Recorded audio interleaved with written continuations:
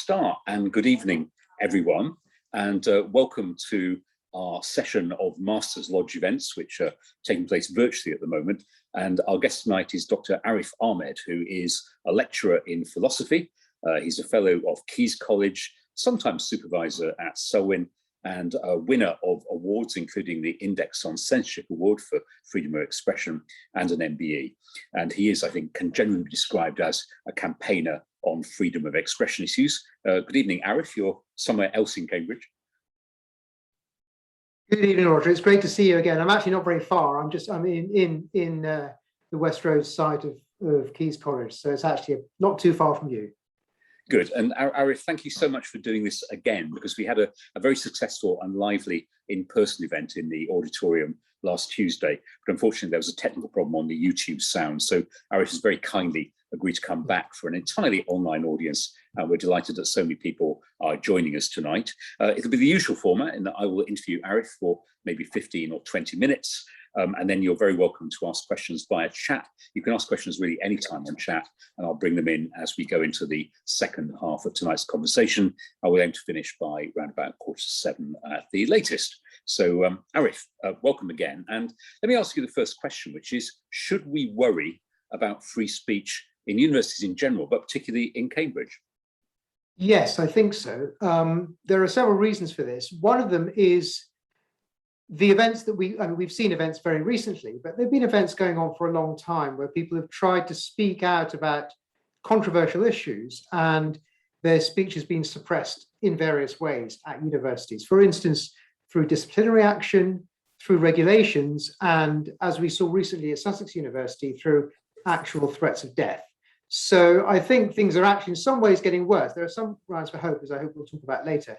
But in that respect, things are getting worse. There are also issues to do with the attitude prevailing at universities among students, the extent to which students feel free to say what they think and to ask questions about matters that concern them freely. And I hope we'll get onto that as well. But all of this adds up to an atmosphere which I know, from I've been in higher education for 15 years, and in the last 10 years, the atmosphere has become decidedly more claustrophobic, perhaps in the country as a whole, but certainly more claustrophobia inducing in Cambridge.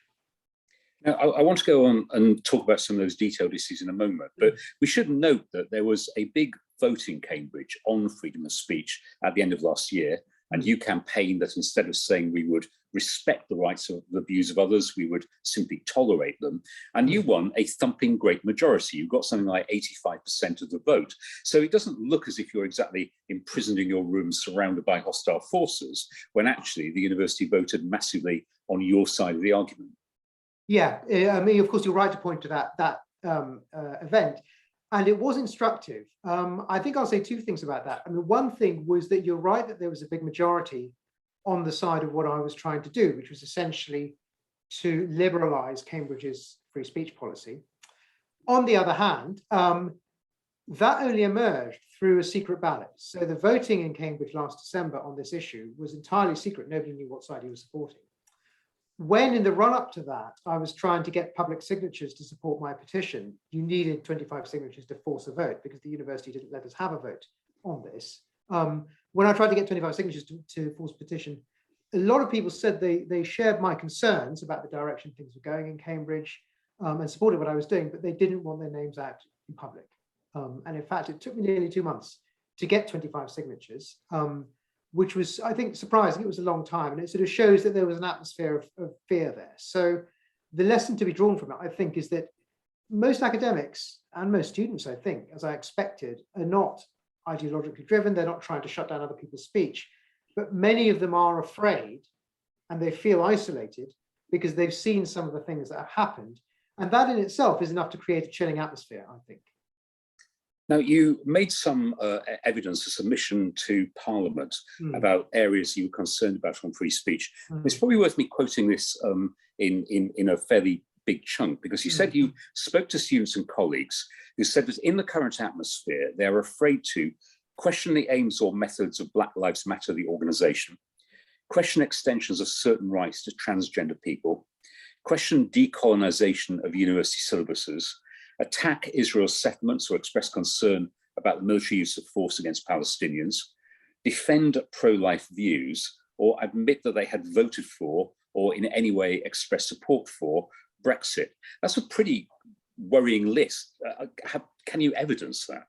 Yeah. So I suppose one thing is it is worrying, and one thing I would say about it is that it's reasonably Catholic, by which I mean there are some people who support some of the things on the list, other people support others, but it covers quite a wide range of opinions. So it shows the extent of the effect.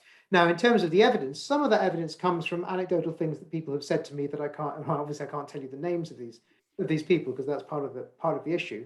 Some of the evidence comes from sort of broader data, which we've got collected from the union. For instance, the Universities and College Union has found up to 35% of British academics are centering on sensitive political issues because they're afraid of what's going to happen. We do have some other data as well from other sorts of polling. But one thing that I would say is another sort of evidence is that when we look at what happens to some people who have expressed these views on these topics. So as I say, there's one obvious case quite recently, which is Professor Stock at Sussex University, who's been expressing views for a long time, her own views on trans issues and issues to do with the Gender Recognition Act. And that person is now, as you probably know, has to stay in her house. She's got to have a CCTV camera outside the front of her house. She's got a special number to call the police in case they think she's going to be killed. And she's been advised to have a bodyguard. I heard the other day it was actually that she was advised to have an armed bodyguard when she leaves the house. So this is an instance, and that's just the culmination of harassment that's been going on for years for saying the things that she believes about gender recognition and the rights and the sort of status of trans people. Small number of events like that, and there are other ones as well, but a small number of events like that, I think, quite clearly cast a chilling effect. So many people are now frightened to speak out on this issue. There are similar issues, there's similar problems that arise for other topics as well. There was an example, was not that long ago from Bristol. So Bristol University, there was a lecturer who wanted to lecture on Sharia law. And my understanding is that what happened was he said something about how it affects women and how it has a negative effect on women. I think they tried to sack him, but they couldn't sack him. But the university has still forced him to withdraw the course for that reason. And there's no doubt that it had other professional repercussions. So those are just two examples. But of course, there are many other examples as well. And for that reason, I'm not surprised that people are frightened. We'll come on to, I'm sure, trans issues and Catherine Stock a bit later on as well. But again, there is some counter evidence here. So when you say that admitting they voted for Brexit or in any way support Brexit, you have a number of distinguished academics in Cambridge, including Robert Toombs and many others, who have been completely open and free about that, have written books and articles about it, and don't seem to have had any negative consequences. Right. So in the case of Brexit, I wouldn't say that I know of people who've actually said it and suffered formal negative consequences, for instance, in the sense of disciplinary action or anything like that. But I have had people who've said to me that they support Brexit, but they wouldn't want it repeated anywhere else. And I think that sort of illustrates an atmosphere, which is also illustrated at the time. So at the time, in 2016, I remember in Cambridge, many academics did say publicly what they thought about people who voted for Brexit, including quite senior people in Cambridge.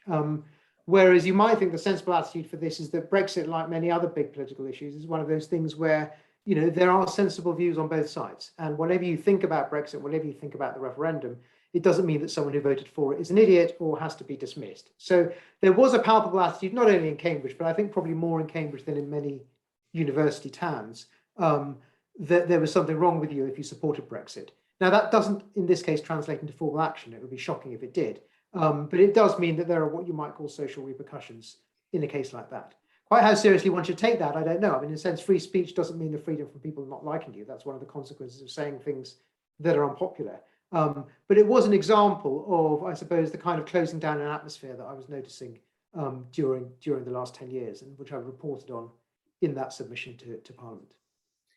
I want to ask you about a specific in Cambridge, which is a case of Jordan Peterson, who is a controversial Canadian academic. And in 2019, he was invited to come to Cambridge by the Divinity faculty and then uninvited. And for those outside Cambridge, they may have spotted he has been invited again this term and is coming this term. And you wrote a very powerful piece in The Telegraph in which you said in 2019, Cambridge simply surrendered to the mob.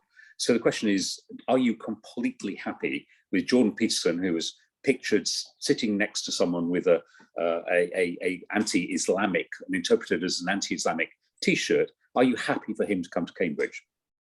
Yes.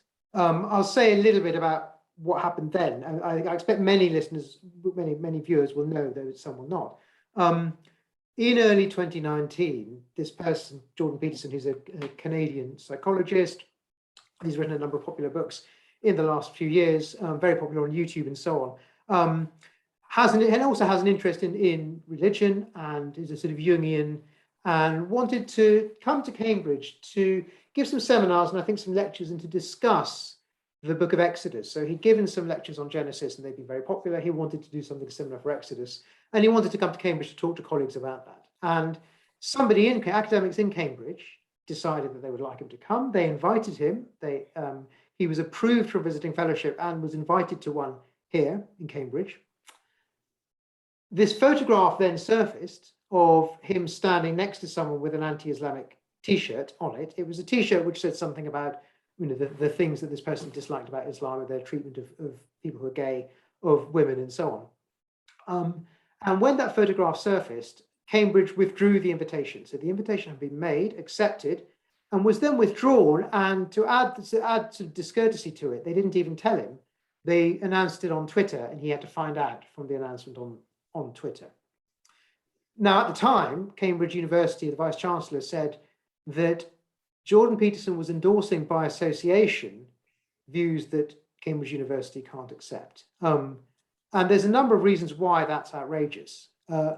One of the reasons, of course, is that whatever you think about Jordan Peterson, and you might think, you know, he's not an expert on these things, you might not have much time for his philosophy or his psychology, you might think he's some sort of, you know, he's just a pop psychologist, or, you know, there are all kinds of things that I've heard said about him. I'm not enough of an expert to say that's definitely wrong, though I understand he is a professional psychologist and is properly trained in that. But whatever you think about him, the fact is that he was invited by people who are experts in divinity, who wanted to hear him. And so given that he was invited and he was disinvited, given that he was invited and accepted it, he should never have been disinvited. That was the first outrageous thing. The second outrageous thing was this whole idea of endorsement by association, as if by standing next to someone whose T-shirt says something, you are therefore agreeing with the views of that person. The Vice-Chancellor of Cambridge himself was photographed not that long before this happened, grinning broadly and shaking hands with the ambassador from China. Are we to infer from the fact that that photograph was taken and he was next to this person that the Vice-Chancellor endorses genocide?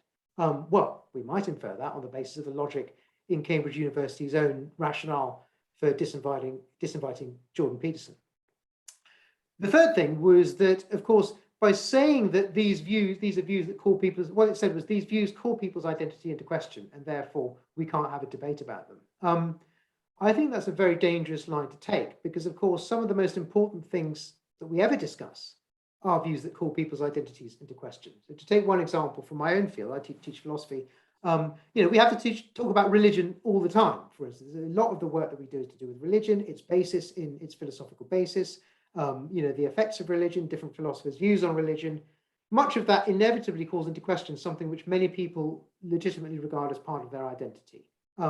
If we can't discuss that, we can't have a philosophical discussion at all. The same goes for deeply held political views and a whole range of other things which could legitimately be called part of somebody's identity. So for those three reasons, I thought it was completely absurd that he should have been disinvited. Given that he had been disinvited, the only way, I think, to correct that, what I thought was a glaring injustice, would be to invite him back. And so I'm delighted that we've now done that. And you said later in the same piece in the Telegraph, this will decide whether Cambridge is on the side of the Enlightenment or the mob. So quite big stakes there. But I just want to pick out, you identified what the Vice-Chancellor of Cambridge said at the time in 2019, which is robust debate can scarcely occur when some members of the community are made to feel personally attacked, not for their ideas, but for their very identity. So that's the point you were making. And the point I think he would make is that if you are an Islamic student, or if you're in different cases a trans student, if you feel that somebody is criticizing your right to exist or believe what you believe, that is something at odds with the values of the university. Yes, I suppose there's two things there. I mean, one thing is you're right, the word personally can make a difference. So for instance, it wouldn't be professional as a university teacher to make personal attacks on any student. There was no question that there was any evidence Jordan Peterson was going to be doing that. With regards to your second point, I think it's perfectly legitimate to attack somebody's right to believe, well, to attack somebody's beliefs in something, however deeply held those beliefs are. I just can't see how there could be any belief that couldn't legitimately be challenged if you have an argument or if you actually have evidence against it. With regards to the issue about whether the person exists or not, I think that's a somewhat, I mean, in some ways there's a sort of semantic issue. So it's true that trans people say sometimes perhaps even religious people might say, well, by denying my religion, you're denying my very existence. And really that's a fancy way of saying you're denying something that's really, really important to me. And perhaps in a sense that's true, but it doesn't mean that anyone actually wants them to die or actually wants to eliminate them. All it means is that there's a certain aspect of that person that they think is open to question. The fact that that aspect is deeply held or very important to the other person just means it's all the more important that it should be discussed. Discussed, of course, in a humane and rational way, and not in a way that involves personal attacks on any individual, especially not a student. But that was never in question here. As is call, though, on the transgender issue, and we talked and touched on Catherine Stock's position earlier, I suppose what trans activists are concerned about is that if you have a right to self-identify, to take that right away takes away your right to be the person you want to be. So if you question someone's right to identify as a woman, that they would see as inherently dangerous for the safety and the mental well-being of that person. Yeah, I understand that. And I suppose the way I think, I mean, I don't have strong views about the whole trans issue, I suppose, but I just want to dissect the idea that by questioning someone's identification as a woman, you're taking away all of their rights at once. Because I think a good way to think about it is in terms of whether it's your sex or your gender that matters in different contexts. So that in some contexts, for instance, we might say that it's sex that matters. It might be a medical context, for instance. And in other contexts, for instance, certain kinds of social context, it might be whether you're a woman, it might be your gender that matters. So giving people the blanket right to self-identify, if that means they can regard themselves as women in absolutely every context, is something that I think does need further debate and questioning. That doesn't mean that you're removing their right to self-identify in any context at all. You're just saying there may or may not be some contexts in which sex matters more than gender. And I think it's a very important public policy question, how we negotiate that. And it's really important that we be able to hear all the sides of the debate. As I say, I myself, not being an expert, have no strong views about whether, for instance, sex matters more in sport or whether it matters more in bathrooms, whether it matters more in prison than gender. And I can see the debate going either way, depending on empirical facts about these things. But I do think there needs to be a debate, and such debates can scarcely occur when one side feels frightened out of stating its opinion. I can see some questions coming through on chat, and I'll come to those in just a few moments. So keep those coming in, then we'll have a good session of putting your questions to Arif. I did know, so you wrote an article in The Critic fairly recently, in which you said, universities do not exist to make our society kinder or more equal or more inclusive. They exist to pursue truth. I just wonder whether I mean, I hate to challenge a philosopher on this, but can't they be doing both? So universities could be about making our society kinder and more equal, as well as truth, can't they? We could indeed have lived in a society where there were public institutions which were devoted to, do both of these things, or we could live in a, but it needn't be the case that that's so, and I don't believe that it is, because I think there is a point in a kind of institutional autonomy, and B, a kind of institutional division of labor. So we do exist in an institution as charity, this university, just like any, and the charitable aims are teaching, learning, and research, and religion as well. So those are our charitable aims, and as a charity, those are the things that we should be aiming towards. Now, that's very far from saying that these are not these other things, equality, for instance, or making everyone feel welcome, or universal rights, are not important and worthwhile aims for society. But I don't think society is well served when all of its institutions adopt common aims to which they all strive, rather than having different institutions which specialize in doing different things.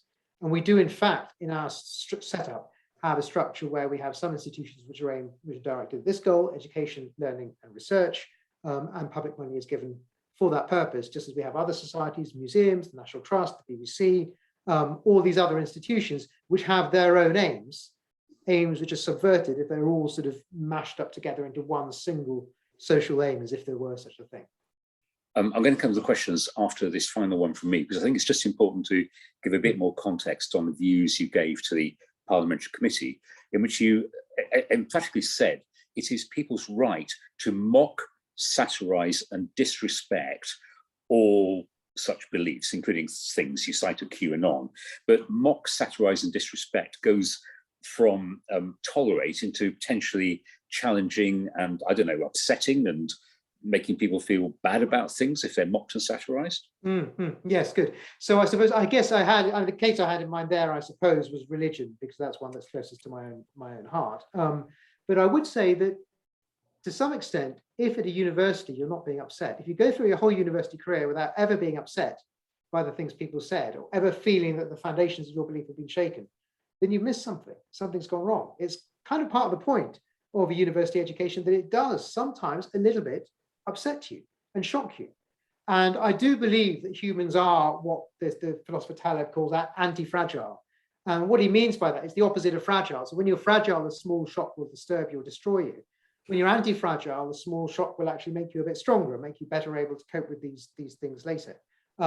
So I think being exposed to views that are upsetting, sometimes you find them offensive, you find them shocking and disturbing, can be a very important part of somebody's education, because when you get out into the real world, you are going to hear those things. Jim O'Driscoll says, fantastic stuff, gives courage to us all. But the question above, and I'll come to that in a second, is a real one. What about the freedom to express the desire to perpetrate violence on or have violence perpetrated on someone? And the question above, which came from Juan Pablo Raymond, is what about certain controversial people whose followers can be violent? So where's the dividing line? Yeah, quite right. So one thing I would say, so this perhaps didn't come out, and you should please forgive me, Master, in some of the things I said earlier, is that the kind of free speech that we've always been campaigning for at universities, and which is protected in statute, is free speech within the law. So there are certain kinds of speech which are illegal, and for which probably there could be made a case that they should be kept illegal. So one example would be inside, the Public Order Act, for instance, prohibits stirring up racial hatred, speech that's intended to and does in fact have the probable effect of stirring up racial hatred, other kinds of speech that have the effect and intention of stirring up violence, and we find similar things elsewhere in the legislation of other countries. So I think that there are some limits as to what kind of speech we should be able to use. I think there should be very broad limits. So in the United States, for instance, the limit is there's got to be a clear and present danger, more or less. So you can't, it's when up to the point of actually saying fire when the person fires the gun, you can say what you like, but that's the thing that's illegal. There are other limits as well, not to do with violence. For instance, confidentiality interests, not speaking in a way that imperils the impartiality of the judicial process, and other such things. So there obviously are limits, but most of the cases, in fact, all of the really important cases that there have been at universities in the last 10, 15 years have not been cases which are anywhere near inciting violence. The other thing I would say about that is that if we draw the line too far in the other direction, that can be very dangerous, because if you try to prohibit or control speech that could, under some circumstances, create or incite violence, then you're going to end up ruling out a very great deal of legitimate discussion. An example of this, I think, is the wretched way in which the prevent regulations have been drawn up. So the prevent duty on public bodies, including higher education institutions, is that they must stop people from being drawn into extremism. And that means any speaker who says anything that could cause people to draw into extremism can be either chilled or controlled. And this could lead, for instance, supposing I gave a talk about Israel and Palestine, suppose I gave a talk about the settlers, for instance, it could be perfectly legal and legitimate, but if someone who's listening is sufficiently fragile and extremist minded, they might be caused by that to go and do something dreadful. So there's a sense in which almost any speech on a controversial topic could lead to violence, but drawing the line there, I think, would rule out too much. Okay, David Denton, who's a very polite alumnus, asked the question, do I have the right to be deliberately offensive as opposed to a right to express opinions that may be offensive to some? Broadly, I would say the answer is yes. I mean, partly because it might be very difficult to establish intent, but also because sometimes a certain degree of offence might be necessary for getting certain points across. So when we think, for instance, about how the philosophers of the 18th century wrote and spoke about religion, they were occasionally deliberately offensive, and that may have been a way to get their point across. Similarly, if we think about things that people have said about other sorts of topics, maybe, for instance, female suffrage, or things that people said more recently about Black civil rights, there were ways to get that across that may have been offensive. One issue that I have with any regulation about deliberately offensive speech is that what counts as offensive is inevitably going to be, to some extent, subjective. So that if a certain person or a certain group of people is very likely or very sensitive towards taking offense, then ruling out speech which is offensive, even if it's deliberately offensive, is likely to cause unwanted restrictions. Of course, you can distinguish, I guess, between intention and foresight. So you can have speech which is foreseeably offensive, even though it wasn't your intention to offend, and then you can have speech which is actually intentionally offensive. But that's perhaps too philosophical a distinction to be relevant in most cases. Okay, please keep your questions coming in via chat. And Modo McEwen, on the specific, I guess, Cambridge University issue, asks, is Oxford University going through similar issues? Sussex and Bristol and Cambridge seem to be the universities mainly in the news on this. So is it something happening locally, or is it everywhere? There have been issues in Oxford University. A person I know at Oxford, Professor of History called Professor Selina Todd, went through a similar experience as Kathleen Stock is now going through, I think 3 years ago. So she, at the time, had to have bodyguards accompanying her to lectures. This is a historian who writes about, I think she writes about sort of early 20th century Labour history. And she also writes about the women's movement, and she has views about trans people, which have figured into her work. And as a result, she's been subject to all kinds of threats. People have tried to shut down her lectures. She was disinvited from a talk, at Oxford University at the last minute. So she was going to attend a conference, speak at the conference, and at the last minute, they said you can't do it because all these people vetoed the event, because she was there and they didn't want to speak at an event where she was speaking. And as I said, she had to have, I don't know if she still does, but she did have to have bodyguards accompany her to lectures. So that's one example. There have been other examples at Oxford too, not all of which I think I can speak about, but I've certainly heard of examples where people have been excluded from events on the grounds that they have views about trans issues. So it is happening there as well. And I've heard from people at many other universities, not such high level things, but cases where people are saying that they're frightened to speak out, they have to walk out on eggshells around their colleagues, and that they find the atmosphere utterly stifling at the moment. You wrote a piece for The Critic a couple of months ago, which is available online and free of access, I think. It was called Turning Students into Weapons, and the subtitle was The Control of Free Speech at Universities is a First Step on a Path Towards Totalitarianism. I just wonder if it's quite a big statement. Can you just give us the minute version of what you think the wider, I mean, I don't want to use the word conspiracy theory, but the wider sense of a controlling move towards restricting freedom of speech in a particular political interest, which I think is what that piece argues. Yes. So I think what could happen is that we'll end up in a situation where universities end up being regarded as, and really being, places where people come not in order to think freely and to debate all kinds of ideas and to adopt extreme positions in all kinds of directions, which is part of what the learning process can involve, but rather where they come in order to be indoctrinated into a single kind of view of the world, which may in some ways be benign and maybe well-intentioned, but it is monolithic, and they'll come not being, they'll come not having learned to think for themselves, but rather having been taught what to think. So that's the minute version of what I fear. Related to that, John Grant question, would Galileo have been listened to today? Well, it's interesting because you think with science, you might think there's a strong incentive, a much stronger incentive perhaps than with some subjects for us to sort of get at the truth and to have competition between ideas and things like that. But actually, this is even happening with science in some ways. There's an example I read about in the United States not that long ago about someone who tried to experiment on themselves. I think they gathered material from their own gut and they used it to treat an intestinal problem. And they put themselves up on YouTube, they did it on themselves, they found it worked, and then they went to a trial and it turned out to be successful. But the whole thing was retarded by the fact that the person, first of all, YouTube banned them on the grounds of safety, and then the state of California tried to stop them from practicing what they were doing. So then they moved to Texas. So this is partly the sort of shutting down of science that seems to be grounded on concerns about public safety, which I think could again lead to the retardation of science. Another example, an example from this country was of course the famous case of Noah Carl. So this is a social scientist who was sacked. He wasn't just disciplined; he was sacked by a college of Cambridge University.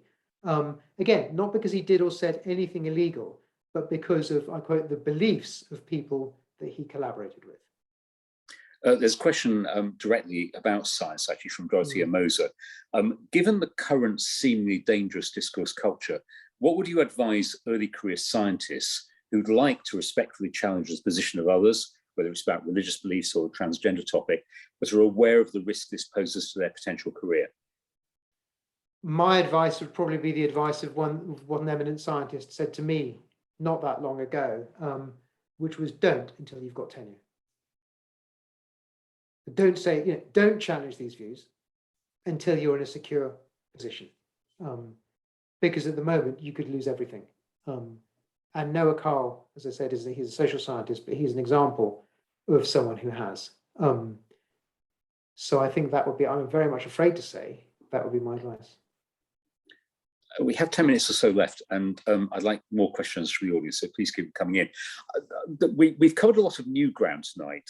We covered a little bits of ground last week in the session with the students, which I thought was an incredibly encouraging and open, good session. But one of the things I was slightly surprised about was when we were talking about limits on free speech, and I raised the question of anti-vaxxers. And anti-vaxxers at the moment are saying they are being denied airtime, they're being denied their right to free speech. And the argument that says that vaccines may be dangerous or may not be as safe as governments are saying is one they believe is a free speech issue. But you're not really sympathetic to that? No, I mean, just before that, I do want to say, Roger, I agree. I had a terrific time with the students last week. And it was, I mean, they were quite skeptical of many of the things I was saying. And that's what made it such a stimulating discussion. On the issue about anti-vax, as you say, I guess my view is that the BBC or other media outlets simply cannot have space for absolutely every scientific view. So they can't make space for the people who think the Earth is flat, or perhaps even the people who think that climate change is not man-made, or a whole range of other topics. And it would be unfair to expect them to. Now, my understanding is, this might be completely wrong because I'm not a scientist, but my understanding is that there's a very strong scientific consensus that vaccinations do work and that they're largely harmless. And therefore, given that, I don't have a massive amount of sympathy for people who say, well, they have to have some sort of airtime. And it might turn out that they're right. And it might be that we'll find out that this has been a massive conspiracy to suppress the truth. But I don't know of any evidence that that's the case at the moment. I want to go on to what you think we should do about the situation which you believe we're in at the moment. So you've given some rather pessimistic readouts on individuals' rights to be able to stand up for what they believe in. But what collectively should universities be doing to safeguard free speech and to, as you would see it, prevent the coddling of young minds? Yeah. The first thing that they need to do, I think, is to cut back on the training that they're offering, and in some cases forcing students to do. So that, for instance, you have students coming into university either being forced or at least being asked or strongly encouraged to take part in training, which isn't the sort of straightforward practical training you would expect people to need to be trained in, for instance, in the law if you're doing certain jobs, or safety trade, fire safety or something. It's about particular beliefs. So they are taught particular controversial theses about the nature of racism, the role of capitalism in sustaining racism, the fact that if you're white, you're a racist, all of that. It's nonsense. It's all nonsense. And people are being taught it by universities. I think that's inimical to what universities are for. That's the first thing. Second thing is they should dissociate from organizations like Stonewall. So there are organizations, there are bodies that are publicly funded that are giving sort of badges and prizes to universities, which they can use as a form of virtue signaling. So they sort of say, oh, look, we're doing all these things because we care so much. But actually, the way they do it is by enacting suppressive measures or by suppressing the kinds of speech or teaching that can go on. by disaffiliating from an organization like that, which a number of public bodies now have done, I think we could be moving further forward in universities. A third thing that they could do, I think, is, and this goes back to your very first question to me, is to make it the norm to make all decisions by secret voting wherever possible.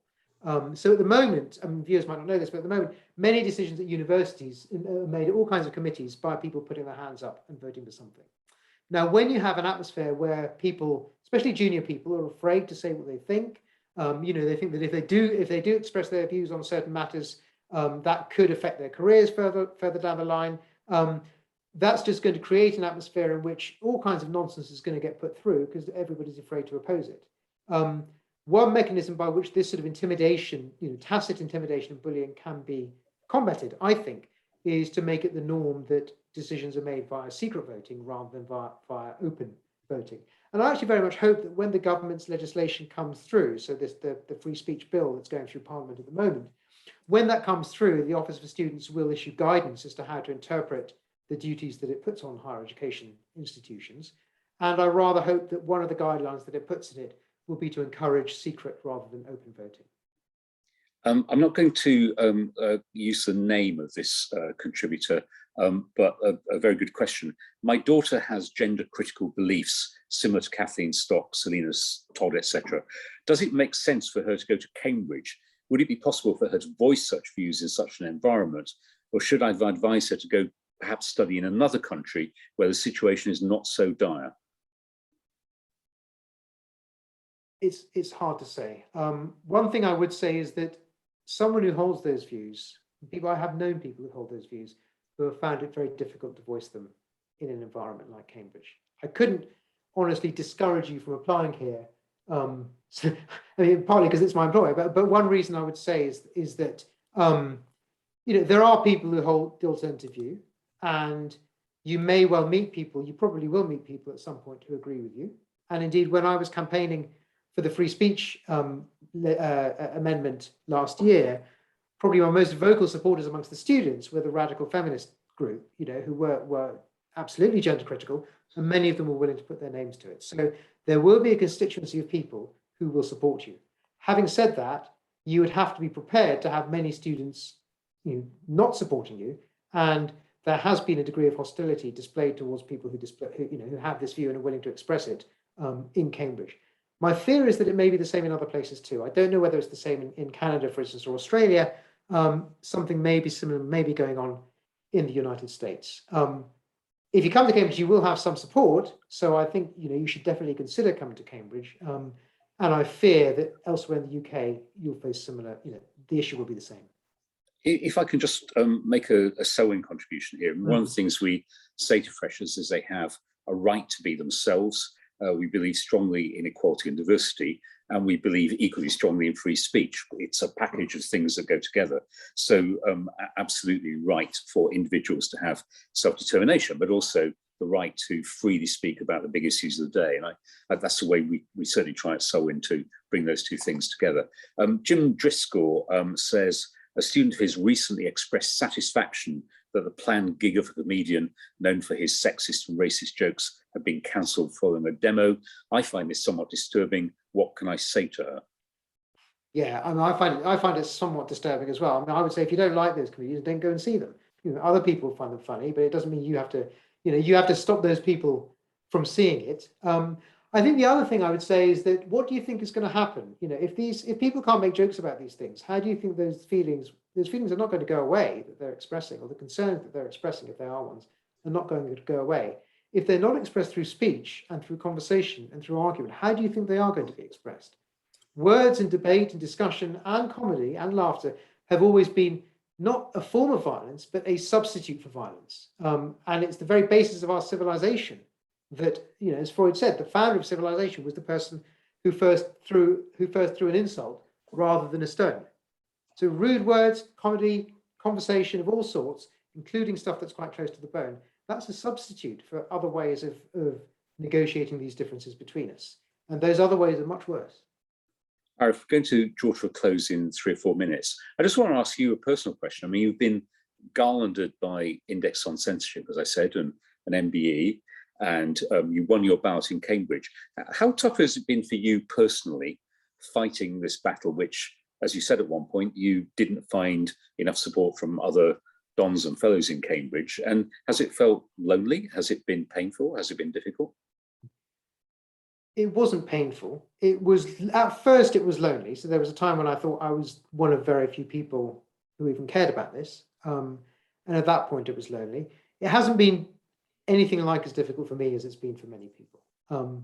I think it really helps. I'm not on social media at all, so I'm not exposed to some of the things that they're exposed to. So I haven't had that. In some ways you don't know. Is it going to affect my career? Maybe I'll never know. But you might find things getting more difficult down the line. I've been very lucky to have had the support of courageous people in Cambridge, including very courageous students, who are also willing to speak up for what they think. And more importantly, these are people I disagree with on a whole range of issues. So for instance, I'm not religious, but I've had a lot of support from Christians because they too feel this kind of threat at the moment. In fact, many religious people. And so for me, it's been made much easier by the support of a number of very brave and principled people in the university. Possibly the last question, unless somebody comes in, we sometimes get a sort of absolutely perfect last question. So if you think you've got that, do fire it into chat now. But David Denton's question really related to what you've been saying all the way through, which is a historical perspective. Has Cambridge changed so much since the 1960s, when we were encouraged to say what we thought, and the argument was that our views were opinions and they couldn't be described as either right or wrong? I'm afraid to some extent it has. There definitely are, and I would say probably the majority of academics still think of that as the ideal. Whether it works like that in practice anymore is not so clear. I myself have noticed a change in the last 10 years. So since about 2010, things have changed quite a lot. So that now all kinds of views are routinely being described as problematic. They often don't say bad, they just say problematic, and that's supposed to be bad enough. The university itself takes a stance on political things, which I don't think it should be doing. So for instance, just take an example, was last year with George Floyd. The university made a statement about that. The university should not be making a statement on political matters. And if the university makes a statement on George Floyd, why shouldn't it make a statement about China, which, what China's doing to the Uyghurs is perhaps much worse, and we should really be making a statement about that. By selecting some issues rather than others to make statements about, the university is politicizing what ought to be, and it's very precious that it is, a neutral space in which the individual academics with all kinds of views can come and decide on them, rather than having a university itself or an institution itself which is politically committed. That's the opposite of what we want. So I'm afraid my answer to the question is, on balance, yes. The final question is going to come from me. Do you think the battle that you're fighting is a winnable battle, or are you just trying to slow an avalanche? Yes, I do. I think it's. One thing I would say is that freedom and free speech and human individual liberty more generally is not the natural state of society. It's always been the case. Until John Locke, it pretty much was always the case that the individual liberty wasn't really thought of as the basis for social arrangements. And since then, it's been temporary and fragile when it's occurred.